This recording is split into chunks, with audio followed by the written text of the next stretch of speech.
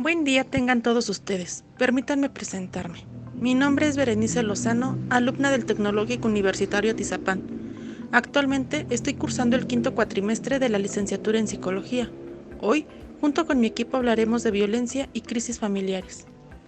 Me parece importante platicar acerca de las crisis familiares, los momentos por los que pasa la familia y conocer los factores de riesgo que pueden generar violencia. De esta manera, nos será más fácil de identificar los indicadores de violencia y así poder plantearles estrategias para poder erradicarla. Mi nombre es Dulce Moreno, soy estudiante de la carrera de Psicología y curso actualmente el quinto cuatrimestre en el Tecnológico Universitario de Atizapán. Uno de los temas que causa mucha atención e interés es la violencia, ya que debido a esta se derivan diversos problemas como pueden ser delincuencia, abandono, etc. En el ámbito que me desenvuelvo, como es la educación, es una constante observar casos de alumnos maltratados por padres alcohólicos y golpeadores que no prestan atención a este tipo de problemas, normalizando así la situación y contribuyendo a que sigan sucediendo estos casos alarmantes. Mi nombre es Jimena Gabriela Gómez Ramírez, soy alumna del Tecnológico Universitario de Atizapán y actualmente estoy cursando el quinto cuatrimestre de la carrera de Psicología. La violencia familiar es un tema que constantemente se escucha, pero que desafortunadamente se evade. Más allá de las interpretaciones que pueda tener, como comunidad, es muy importante tratarlo abiertamente y dimensionar su importancia con la finalidad de comprenderlo y proponer acciones que lleven a la convivencia sana y constructiva entre todas las personas que conviven en la sociedad. La violencia familiar es un fenómeno social que ocurre en todo el mundo y afecta a todos los integrantes de la familia, tanto al victimario como a la víctima. El Gobierno de México define la violencia como un fenómeno social que ocurre en casi todos los países del mundo y se define como el uso intencionado y repetido de la fuerza física y psicológica para controlar, manipular o atentar en contra de algún integrante de ella. Y se da en varios aspectos. En el caso que vamos a presentar, se presenta violencia física, violencia emocional y violencia moral. Esto hace que el vínculo familiar se rompa y las víctimas como el victimario tengan consecuencias psicológicas importantes. En este tipo de eventos debemos estudiar que lo principal es tratar de entender por qué existen este tipo de comportamientos, es decir, si son aprendidos o son parte de una cultura de sometimiento que se tiene contra los más débiles de la familia.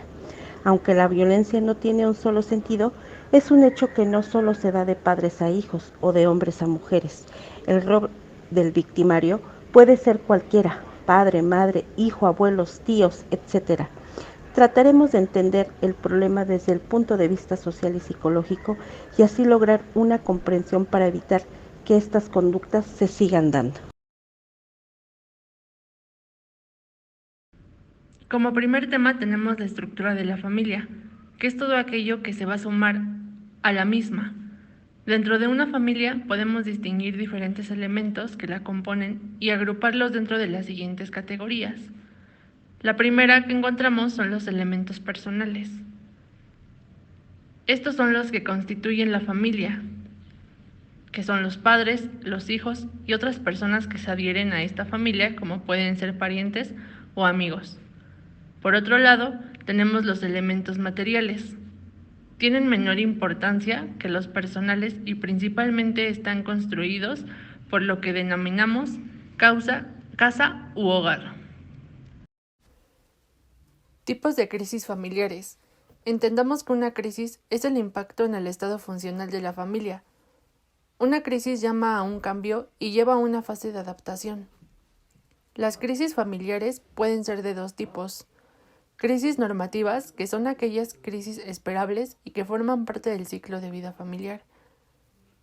Y las crisis paranormativas, que son aquellas que se producen por eventos que la familia percibe como catastróficos, eventos inesperados que presentan una amenaza para la supervivencia familiar.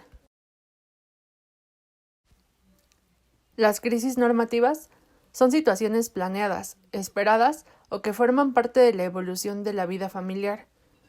Son transiciones y cambios que obligadamente se suscitan dentro de la familia, que son intrasistémicos. La crisis normativa se presenta en el ciclo vital, empezando por el matrimonio, expansión, dispersión, independencia y muerte. En primer lugar tenemos la etapa constitutiva, que depende del matrimonio, la dependencia económica o afectiva de la pareja, cónyuges adolescentes, problemas de adaptación sexual, diferencias socioculturales, intelectuales, educativas y religiosas. Posteriormente tenemos la etapa de expansión, que es el embarazo, el nacimiento del primer hijo, dificultad para asumir el papel parental, la familia con los hijos lactantes y preescolares, el ingreso y adaptación escolar de los hijos, la adolescencia y el crecimiento y desarrollo de los hijos. En el número 3 tenemos la etapa de dispersión, que se trata de la separación de los hijos por causas escolares o laborales. En cuarto lugar, tenemos la independencia, que es el matrimonio de los hijos. Y por último, tenemos la etapa de retiro o muerte, que se trata de los padres solos. Habla de la jubilación o muerte de uno de los cónyuges, o bien el nido vacío.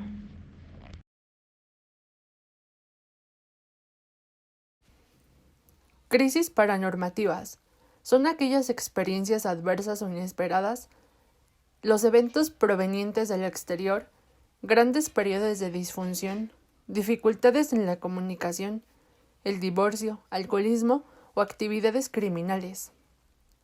Dentro de las crisis paranormativas se presentan en factores y situaciones como las ambientales, enfermedades o accidentes, problemas económicos o laborales. En primer lugar, tenemos los factores ambientales, que habla sobre el abandono o huida del lugar, relaciones sexuales prematrimoniales, embarazo prematrimonial o no deseado, matrimonio no planeado, conflictos conyugales y rivalidad entre hermanos. En segundo lugar, tenemos las enfermedades o accidentes. Habla sobre los abortos provocados o espontáneos, las complicaciones del embarazo y parto, pérdida de funciones corporales, traumatismos o lesiones, hospitalización, esterilidad, toxicomanías y muerte. En tercer lugar, tenemos los factores económicos, que habla sobre cambios bruscos en el estatus económico. En cuarto lugar, tenemos los factores laborales, que son cambios de puesto u hogar en el trabajo, huelgas, despidos o desempleo prolongado. Y por último lugar, tenemos las situaciones ambientales, que habla de la inmigración, de los cambios de residencia y de los desastres naturales o provocados. La violencia opera por ciclo. Existen 3 fases en que se produce y reproduce la violencia: acumulación de tensión, estallido de violencia y luna de miel. La articulación de estos momentos da origen a lo que conocemos como círculo de la violencia. Acumulación de tensión. Esta es la fase más difícil de identificar. Su elemento principal es la violencia psicológica, en el cual el agresor manifiesta cada vez mayor irritabilidad, intolerancia y frustración. Insulta, aísla, critica, humilla, responsabiliza de su estado de ánimo, cela, deja de hablar, discute y no permite hablar, entre otras cosas. En estas circunstancias, la mujer suele justificar la conducta agresiva con frases como "yo lo provoqué" o "me cela porque me quiere". Estallido de violencia. Es el resultado de la tensión acumulada. Se pierde toda posibilidad de comunicación con el agresor y descarga sus tensiones. Después del incidente violento, es posible que el mismo agresor cure las lesiones de su víctima o la lleve al hospital, argumentando que se trató de un accidente. Luna de miel. En esta fase se inicia un periodo de reconciliación. El agresor se muestra arrepentido, no por el hecho de haber estallado, sino por haberse excedido en la manera de hacerlo. Pide disculpas y promete que el incidente no volverá a suceder. Tras varias repeticiones del ciclo, la fase de la reconciliación desaparece, pasando de la acumulación de tensión al estallido de la violencia. En este caso, las agresiones serán cada vez más violentas.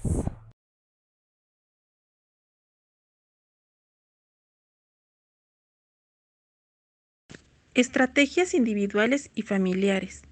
Uno de los grandes obstáculos para erradicar la violencia es sin lugar a dudas los mitos que existen sobre ella. Estas creencias que hacen que las mujeres se encuentren en un estado de riesgo. Así los mitos respecto a la violencia familiar y sus causas, tales como en atribuir carácter causal a enfermedades mentales, drogas y alcohol, o bien a la situación cultural o socioeconómica. La violencia familiar, a pesar de que se genera y ocurre en el ámbito de la vida privada, afectando a todos los integrantes de la familia, es un asunto que incumbe a toda la sociedad por su enorme costo social, por el impacto que tiene sobre la salud física y mental de las víctimas y por sus vinculaciones con la violencia social. Es por eso que el objetivo de esta investigación es crear conciencia implementando estrategias de forma individual y familiar para prevenir y controlar la violencia que se vive en el ámbito familiar. En este tipo de eventos debemos estudiar que lo principal es tratar de entender por qué existen estos comportamientos, es decir, si son aprendidos o son parte de una cultura o sometimiento que se tiene contra los más débiles de la familia.